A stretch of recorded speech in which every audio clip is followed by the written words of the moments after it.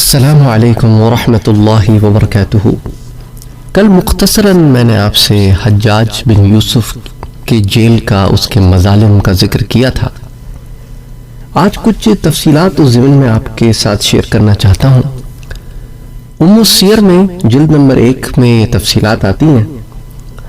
آغاز کرتے ہیں ایک واقعے سے کہ ایک مرتبہ حجاج سے کسی شخص نے پوچھا، تم عبد الملک ابن مروان کے متعلق کیا کہتے ہو؟ عبد الملک ابن مروان جو ہے وہ بنو امیہ کا ایک بادشاہ تھا، مروان کا بیٹا تھا۔ مروان کے بعد تخت پر بیٹھا، کئی سال حکومت کی۔ تو اس شخص نے حجاج کو جواب دیا، میں اس شخص کے بارے میں کیا کہوں جس کی برائیوں میں سے ایک برائی تو تم خود ہو۔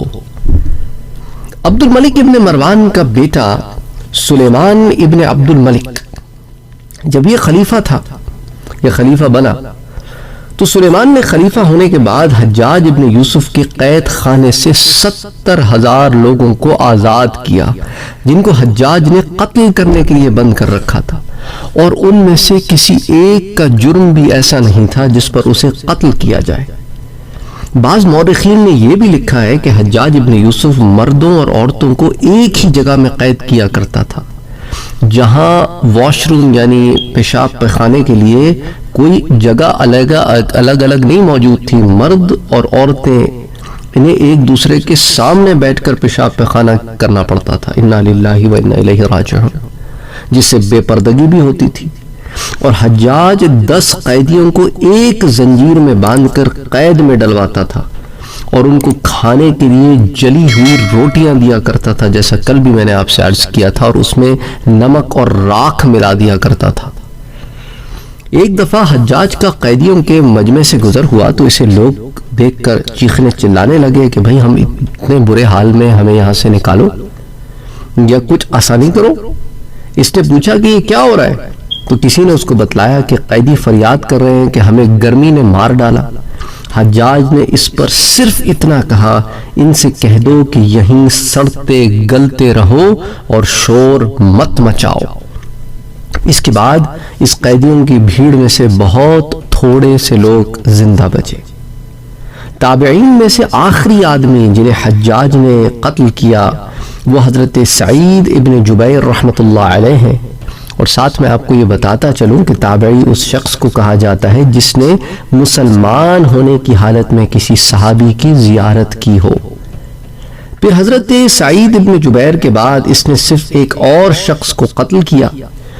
بہرحال سلطان عمر بن عبد العزیز رحمۃ اللہ علیہ کہتے ہیں کہ اگر ہر امت اپنے اپنے فرعونوں یعنی سرکش بادشاہوں کو لے کر آئے یا سرکشوں کو لے کر آئے، اور ہم اپنی امت میں سے حجاج کو سامنے لائیں، تو حجاج کے مظالم اور سرکشی کی انتہا کی وجہ سے ہمارا ہی پلہ بھاری رہے گا۔ یعنی اتنا ظالم آدمی تھا کہ شاید ہی انسانیت نے کبھی اتنا جابر اور ظالم آدمی دیکھا ہوگا۔ خلیفہ سلیمان ابن عبد الملک نے حجاج کی موت کے بعد اس کے قریبی دوست سے کہا کہ حجاج تو جہنم کی نچلے حصے میں پہنچا دیا گیا ہوگا۔ اس پر اس شخص نے کہا کہ اے امیر المومنین، حجاج قیامت کے دن آپ کے باپ عبد الملک ابن مروان اور آپ کے بھائی ہشام بن عبد الملک ابن مروان کے درمیان کھڑا ہوگا، کیونکہ گورنر تو انہی کا تھا نا، اس لیے آپ اس کے لیے جہنم میں کوئی بھی جگہ متعین کر لیں، آپ کے باپ اور بھائی اس کے ساتھ ہوں گے۔ بعض علماء نے ایک بہت عجیب و غریب سی بات بھی لکھی ہے کہ ایک شخص کا انتقال ہوا، جب اس کو نہلانے کے لیے تختے پر رکھا گیا تو اچانک وہ سیدھا ہو کر بیٹھ گیا اور اپنی آنکھوں کی طرف اشارہ کر کے بولا، میں نے اپنی ان آنکھوں سے حجاج اور عبد الملک ابن مروان کو دیکھا کہ جہنم میں اپنی انتڑیاں کھینچتے ہوئے پھر رہے ہیں۔ اتنا کہہ کر وہ شخص پھر اسی طرح مردہ ہو گیا۔ اور حجاج کے بارے میں بعض علماء نے بڑی عجیب بات لکھی ہے، انہوں نے کہا کہ حجاج خود تو ظالم ہی تھا اور یہ ظالموں ہی کی اولاد سے تھا۔ آپ نے سورہ کہف میں وہ آیہ مبارکہ تو پڑھی ہی ہوگی کہ جب حضرت موسیٰ علیہ السلام اور حضرت خضر علیہ السلام سفر کر رہے تھے کشتی میں، اور حضرت خضر علیہ السلام نے وہ تختہ اکھاڑ دیا کشتی میں سے، موسیٰ علیہ السلام نے کہا کہ آپ نے ایسا کیوں کیا، اور پھر بعد میں انہوں نے بتایا کہ وَكَانَ وَرَاءَهُمْ مَلِكٌ يَأْخُذُ كُلَّ سَفِينَةٍ غَصْبًا، تو آگے ایک جو ہے بادشاہ ہے، اور وہ اتنا ظالم بادشاہ ہے کہ جس کی کوئی اچھی کشتی دیکھتا ہے تو زبردستی اس کو پکڑ لیتا ہے، غصب کر لیتا ہے۔